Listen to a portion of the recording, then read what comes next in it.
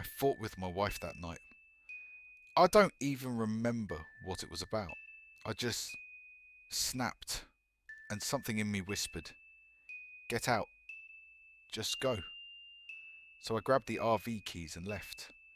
I opened the GPS, but I didn't want to go anywhere. I didn't even know what I was looking for. I was just staring at the map.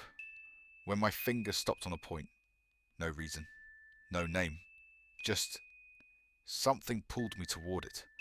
There were no signs, no exit numbers, but I drove. As the road stretched on, the trees began to change. The asphalt cracked like it hadn't been driven in years. Even the air felt untouched. Something in me tightened. I thought about turning back, but when I did, my chest clenched up like it couldn't let go. So I didn't. I pulled off near the edge of a forest. There were no signs, no trailheads, no phone service, but the RV camera was still running. My wife sometimes checked in through it. It was like her window into wherever I was. I sat down, looked outside, but it felt like something inside was watching me. Like the air behind me was heavier than it should be. Then my phone rang. It was her. My first thought, she wants to make up.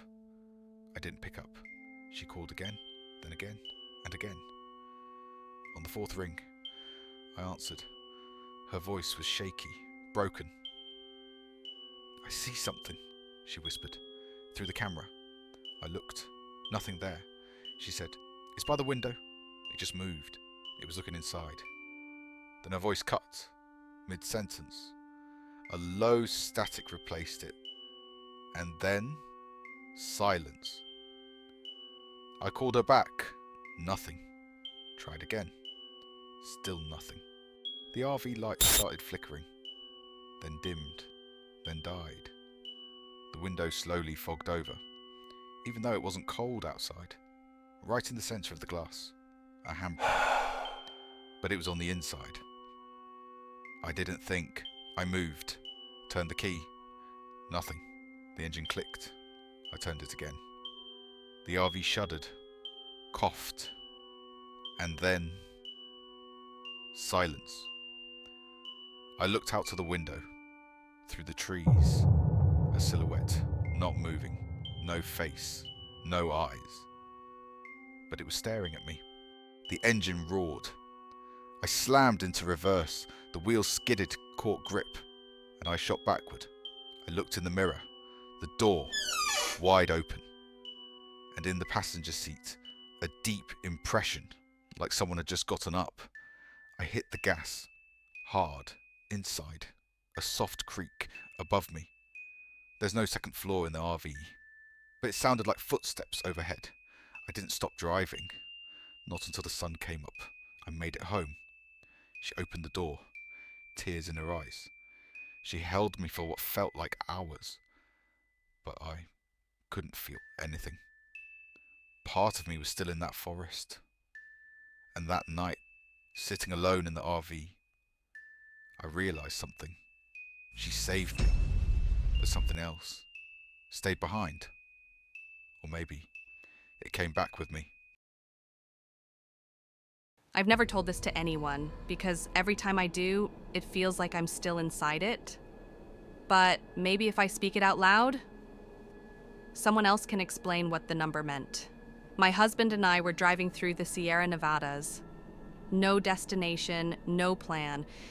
Just our new RV and the open road. The first 3 days were perfect. Calm, beautiful. But on day 4, the GPS redirected us. A dirt road, steep but passable. At the end, out of nowhere, was a campground. Brand new fencing, fresh paint, modern signs. But no people, no cars, no tents, no sound. Just one big wooden board at the entrance. 0359 remaining. We thought it was a joke, a tourist trap, a countdown theme. We laughed, took photos, parked the RV, but that number kept going down. 3:15. I noticed it first on my phone. Signal was fine, but the carrier name on top had changed. It now read 0216 remaining. I restarted it, turned it off. Back on, still the same. My husband went out for a walk. I stayed inside, read a book. Then I glanced at the RV's digital clock. It wasn't showing the time anymore. It was counting down. 0158, 0157, 0156.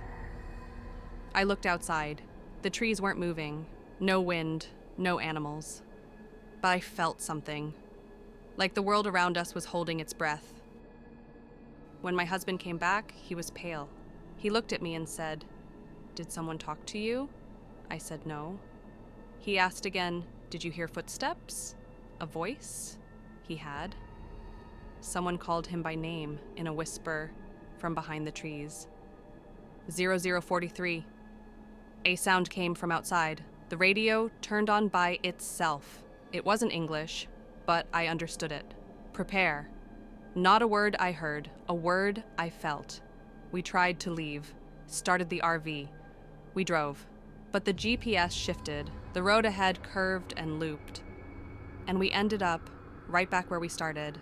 0007, 0006, 0005.